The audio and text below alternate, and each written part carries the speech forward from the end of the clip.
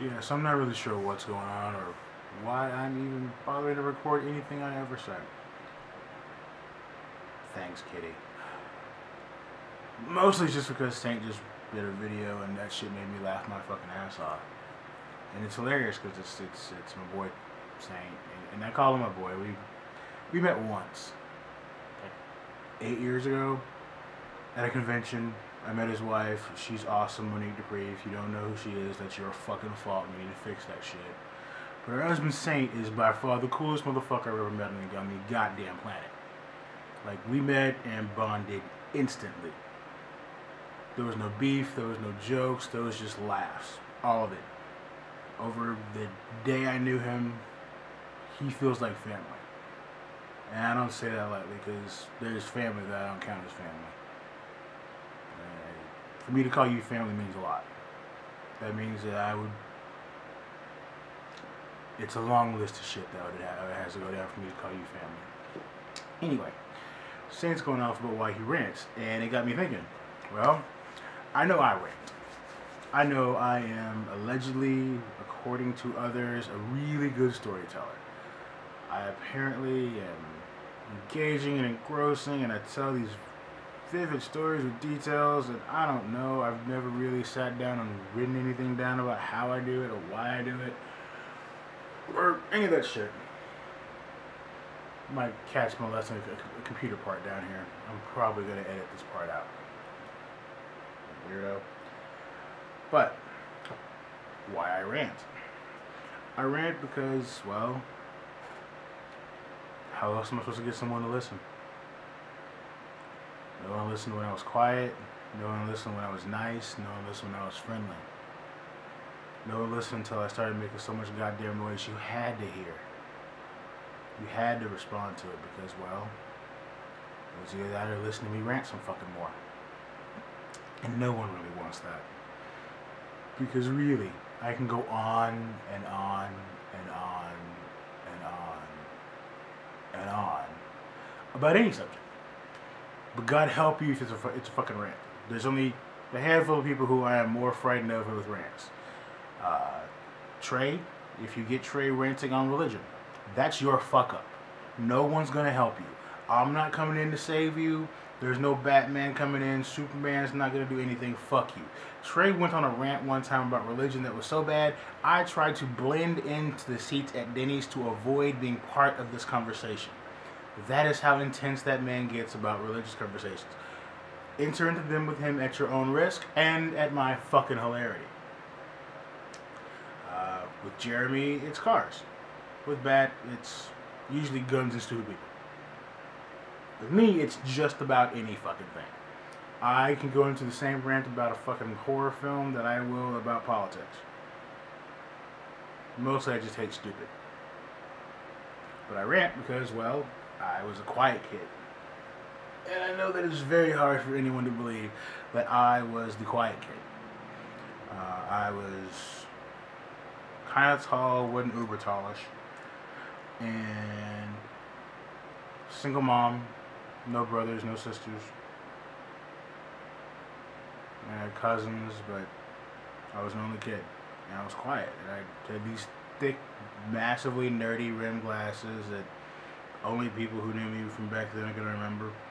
And that's mostly going to be Brandon, because by the time anyone else knew me, I got rid of those goddamn things. I mean, they were huge. You could see the future in those fucking things. They could stop bullets. But I was a quiet kid. I mean, I was up every day. I didn't complain about anything. I played video games when I could. I was quiet. I read a lot. I still read a lot. Between online and actual books, I read a lot. I probably read more online than do on books, which I'm sure people have bitched about. But, yeah, I mean, I read a lot. So, I was a quiet kid, and I got picked on, and I was, yes, I got picked on. God help us all. I was a kid who got picked on. And I, for years, took it. And I don't know why. Didn't know any better. Didn't know I wasn't supposed to. I Didn't grow up in a horrible neighborhood, didn't grow up in the best.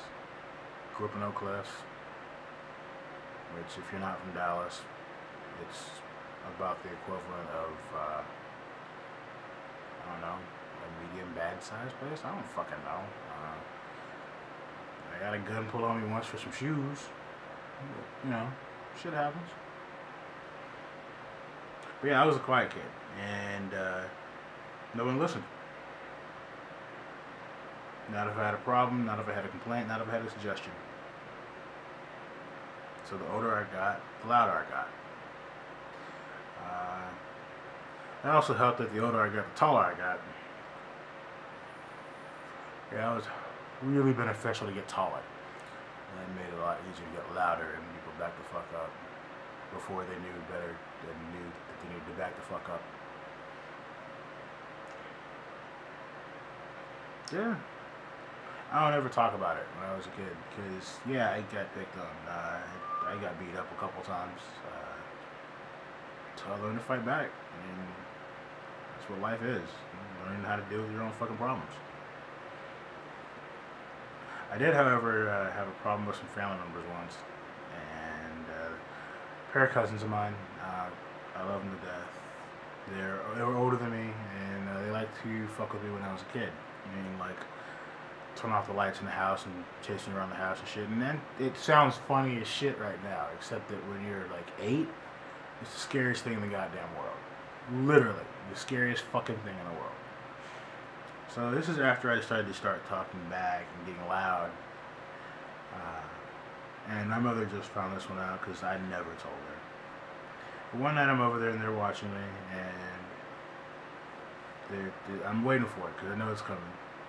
The older one's gonna hit the lights, and the younger one's they're just gonna start fucking with me. And it wasn't anything bad. It wasn't like they beat the shit out of me or anything fucking weird. They just fuck with me, and occasionally there was a punch or two. Well, I was upstairs, the lights went out, and I reached into my backpack that I brought. And in my backpack I had my little small detour on the story here, and I always give everyone shit for doing this. I used to go to Rangers games with my dad, Texas Rangers. My mother would get tickets from the company she worked for at the time, and she'd give them to me, and me and my dad would go. And one day they had this little miniature Rangers bat that they gave out. The thing was, I don't know, 8-9 inches long, but that thick on the heavy end, and it was a good solid piece of wood. I mean, for, you know, a toy bat you give kids for free for coming to the damn game. But I pulled that out of my backpack, and I pulled out some fishing line, and I pulled out a box of thumbtacks. And as soon as I knew they were coming, I sat there and I set the fishing line for a tripwire. And first one through the door was the older one, and he came through, and first thing that happened was right across his fucking face with that goddamn bat. It's the fucking greatest moment of my goddamn life. Because that was the moment I stopped being a fucking bull. I stopped being the kid who got picked on. But right across his fucking face with that shit, he was already down. I dropped a knee on his ass and sat on him, and then my other cousin came in, and he just caught one in the gut, and yeah. By the end of it, they were both hogtied on the goddamn floor. It was hilarious. I had so much fun that fucking night. We never talk about it. Which is good, because I don't talk about a lot of things. But that was a fun night. So yeah. I have no idea why I did this video and why it's been almost 9 minutes of me rambling. I don't know. Maybe I'll add some cute notes into it in a second or some shit. I still love that. Anyway, yeah, it's Valentine's Day. I'm just kind of bored, so later, y'all.